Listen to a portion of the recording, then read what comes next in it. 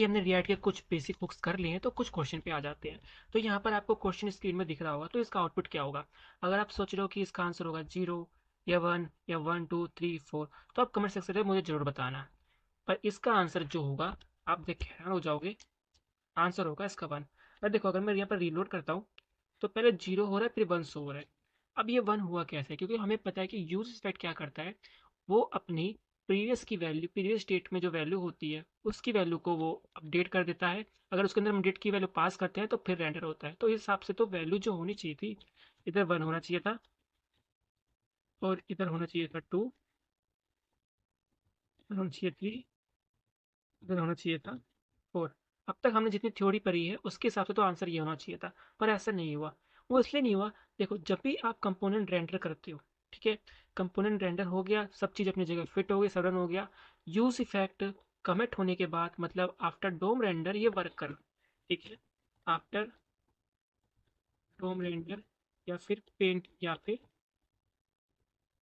Paint होने के बाद ये रन हुआ। तो जब ये रन हुआ तो यहाँ पर गेट काउंट की जो वैल्यू थी वो थी आपकी 1, ठीक है, यहाँ पर 1 हुई थी।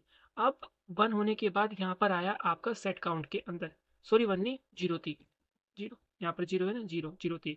अब नीचे कोड आया, नीचे हुआ यहाँ पर गेट काउंट। तो अब ये गेट काउंट के अंदर क्या हुआ हमारा, कुछ ऐसा हुआ, 0 प्लस 1 हो गया, ठीक है, 0 प्लस 1 हो गया। अब एक चीज नो, अब आपको समझना है फ्लो। जो हमारा जो सेट काउंट होता है उसका जो बिहेवियर होता है वो होता है हमारा एसिंक।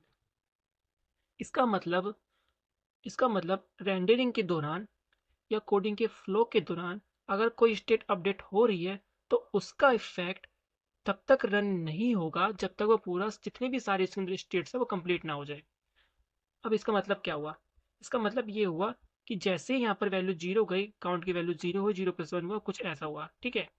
तो यहाँ पर वैल्यू तो अपडेट हो गई, पर क्योंकि इसका बिहेवियर एसिंक्रोनस होता है तो वो री रेंडर अपडेट, री रेंडर प्रोसेस नहीं स्टार्ट हुआ, क्योंकि यहाँ पर और भी स्टेट थे, ठीक है।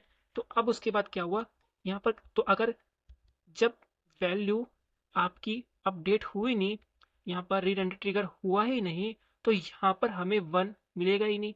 तो इसलिए ये प्रीवियस वैल्यू ही अगेन पिक करेगा। सेम प्रोसेस, सेम प्रोसेस यहाँ पर हुआ, सेम प्रोसेस यहाँ पर हुआ, सेम प्रोसेस यहाँ पर हुआ, ठीक है। अब ये कुछ ऐसा हो गया, ठीक है। अब सब कंप्लीट हो गया, अब स्टार्ट होगा हमारा रेंडरिंग का प्रोसेस।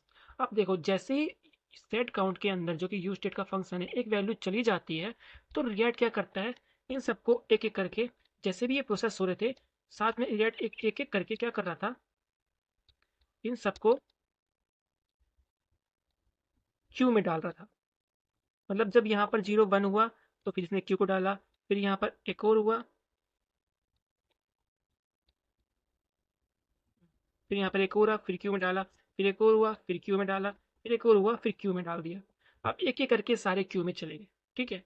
क्यू में होने के बाद यहीं पर इन सबके जो आउटपुट हमें मिल गए, सबके आउटपुट हमें मिल गए,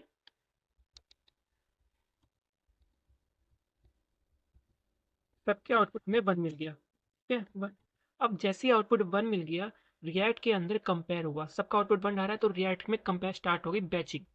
अब जब सबका आउटपुट 1 हो गया तो रिएक्ट ने ये चेक करा कि कोई भी स्टेट ऐसा नहीं है कि वो एक के बाद कोई वैल्यू अपडेट दे रहा, मतलब कोई भी ऐसा नहीं स्टेट इसमें है नहीं जो कोई हमें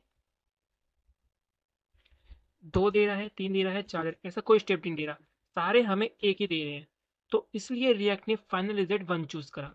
1 चूज करने के बाद फाइनली जो यूज स्टेट में हमारी 1 गई, और 1 होने के बाद हमारा रेंडर ट्रिगर हुआ और फिर 1 प्रिंट हुआ, ठीक है। यहीं से सारे कोड एग्जीक्यूट हो, सारे कोड चलने के बाद, अपडेट होने के बाद क्यू में जाते रहते हैं और क्यू में चीज़ें प्रोसेस होती रहती है, और फिर यहीं से बैचिंग स्टार्ट होता रहता है, फिर हमारी वैल्यू प्रिंट होती रहती है। तो यहीं से बैचिंग स्टार्ट हुई। रिएक्ट क्या करता है, क्यू के अंदर चेक करता है कि सभी सेट काउंट का रिजल्ट अगर सेम है तो उनको बार बार हर स्टेट के अपडेट होने पे अपडेट क्यों करवाना, रेंडर क्यों करवाना, हम उनकी सिंपल से बैचिंग कर देंगे। बैचिंग होने के बाद सबका आउटपुट हो जाएगा, फिर हम उस रेंडर को अननेसेसरी रेंडर करने की वजह हम केवल एक बार रेंडर करेंगे। और यही होती है रिएक्ट में बैचिंग, जो कि मोस्ट इंपॉर्टेंट होता है। रिएक्ट 17 तक ये फीचर नहीं था, 18 में ये फीचर आ गया, और इंटरव्यू में ये बैचिंग का कॉन्सेप्ट हर बार पूछा जाता है।